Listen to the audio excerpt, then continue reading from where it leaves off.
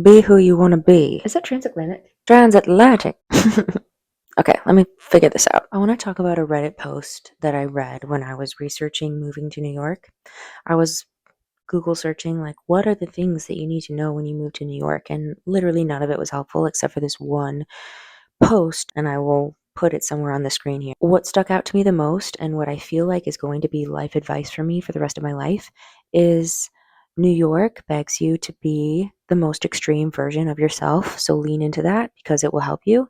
I feel like for most of my life, I have been trying to be palatable in many different ways. And grant you, being palatable is different than being a high functioning human who knows how to emotionally regulate, put their ego aside, and being a emotionally regulated person. So I think like for a long time I was trying to be as palatable as possible in like a very dysregulated body. I have worked very, very hard on becoming like an emotionally mature type of person. But at the same time, I have never really let myself like let the leash out on being a more intense or extreme version of myself. Little story time. I told somebody that I was in love with them last year and they rejected me, like hardcore rejected me over the phone. And I told them in person. I'm not bitter about it. There was definitely a part of me that felt like, wow, that was horrible. That was so cringe. Nobody does that. There was also another part of me that was like, I am so glad I did that.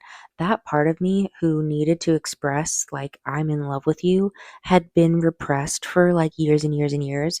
All of the time that we were dating and all of the time that we were apart, all of that combined was like 6 years. And so when I told them that I was in love with them and like I really meant it, I feel like I was like letting myself be that extreme version of myself. Oh, no, I think the word was intense. It was like a really intense way to be. That person's reaction when I told them, they like had a visceral reaction to it and they were like first they were like I love you too. And then they took it back over the phone. I'm not bitter about it. They also were like, "Wow, Annie, you're intense." And the reason why it didn't work out with that person, with many, many other reasons, was because they did not want to live life to the intensity level that I wanted to. For a lot of the time that I was with that person and when I was apart from that person, when we were broken up, but like trying to be friends, which honestly, I would advise please don't be friends with your exes. It just, you broke up for a reason, completely different video, but like that's just a side caveat. Being with someone who felt like I was too intense for them and like constantly making them feel overwhelmed with the intensity that I wanted to experience was really damaging. Not only to me, but to the person who like didn't want to go there emotionally, practically. Like I wanted to move. They never moved out of the state that they lived in. I could go on and on. Since deciding to move and since kind of just like deciding to take life by the balls and squeeze, I feel closer and closer to like my child self, my authentic self. I feel more capable of being like emotionally regulated and not needing to lash out or do something drastic because I'm craving intensity because I'm just like intensely being myself. That can be manifested in many different ways. For me, I find it's even like the way that I'm presenting in this video right now, like a 1940s pinup doll, if I do say so myself, is a much more intense version of how I would normally present. Not only was I trying to be palatable in my life decisions, but I was also trying to be palatable in the way that I dress, the way that I did my makeup or not do my makeup. I feel like I can finally come back home to myself and like express myself in ways that like my young self never had a problem with. When I was like 8, 9, 10, I didn't have a problem like wearing all pink and wearing feather boas and sashaying down the street like a little queen. I had no issue with that. But as we get older, all these layers of expectation and societal norms and being palatable gets layered on top of us, and then like our little extra selves go away and we hide. I feel really grateful for being able to be who I really want to be. What else do I want to say about that? I think for a long time, as I was working through this, I was attracting people in my life that would confirm or regurgitate the fears about being extra to me. They would say exactly what my inner hater would say, which is like, wow, like you're really dressing for the male gaze. Which, A, you're an asshole if you say that to somebody. Like, there are nicer ways to bring up a concern, and chances are you're not actually concerned. You're just kind of a hater. And B, actually, dressing for the male gaze is exactly what I was doing when I was trying to be palatable. But obviously, like right here, right now, like as I'm looking at myself in my mirror, most guys would be like turned off by this. This is not the male gaze. This is actually the female gaze. So you're actually wrong. And third, and most importantly, it doesn't actually matter because this is how I want to dress. This is how I want to look. So I was around people and caring deeply about what other people thought about me who had opinions that were like drastically different than what I really thought, drastically different than my values and my inner compass. I feel like we all have that inner child in us who can be extreme because kids are just extreme. They play in the mud and they wiggle around in goofy and extreme ways. Like, for the most part, the way that we think about kids is like they're not burdened by these societal expectations to be palatable and small and bland and like primary colors rather than like mix and match and like try things out. And like, I just feel like I've been so taking myself so seriously for so long for no good reason other than caring deeply about what other people think, feeling like tormented because I'm like, they're not even thinking about me. I'm such an egotistical maniac. No, you're just a person who has gone through life being told that you're supposed to look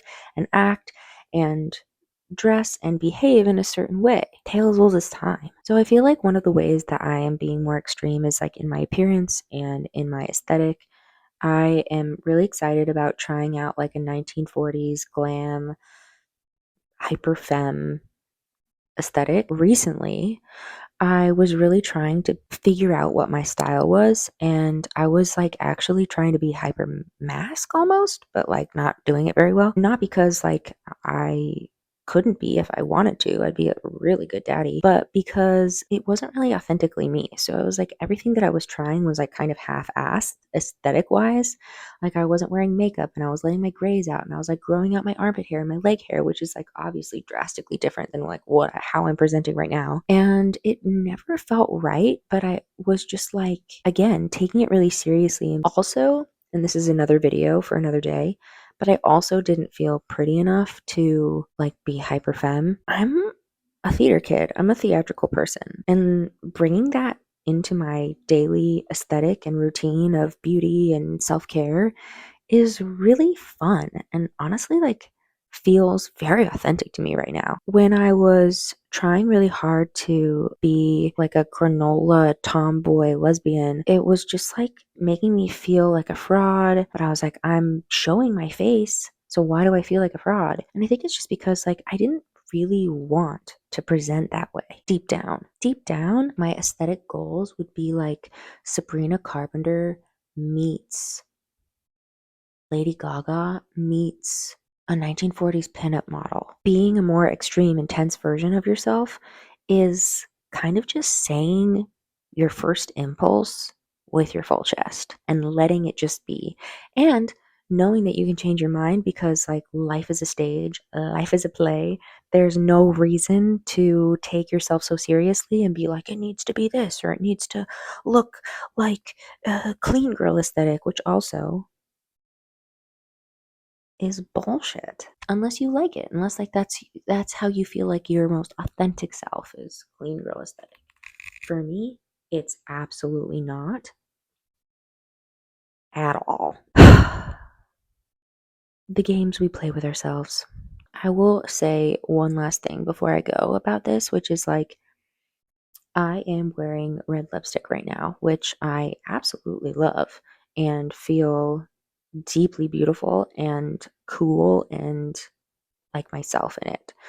literally for almost all of my life, I have not allowed myself to wear lipstick because it feels too intense. Not in a bad way for me, but for other people. Like they're going to say something about my lipstick.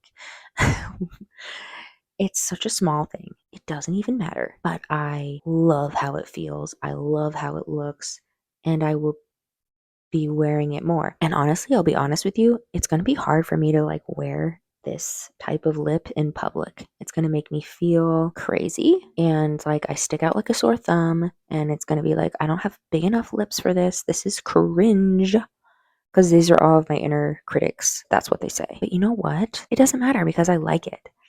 And the more that I like lean into the things that I like and express myself that way, whether it's aesthetically or creatively or in the choices that I do or the way that I move or the like type of people that I want to hang out with, whatever, the more that I'm like coming back to my true north and my younger self who like had these big dreams and goals. I don't know. That's just kind of like my thoughts on a rainy day in New York. I hope you enjoyed this. I hope some of this resonated. And if not, get the fuck out.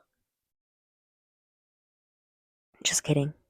If not, let me know what you thought, what you actually think. Say it with your full chest. Do it in an intense way. Just kidding. Do it in however you want.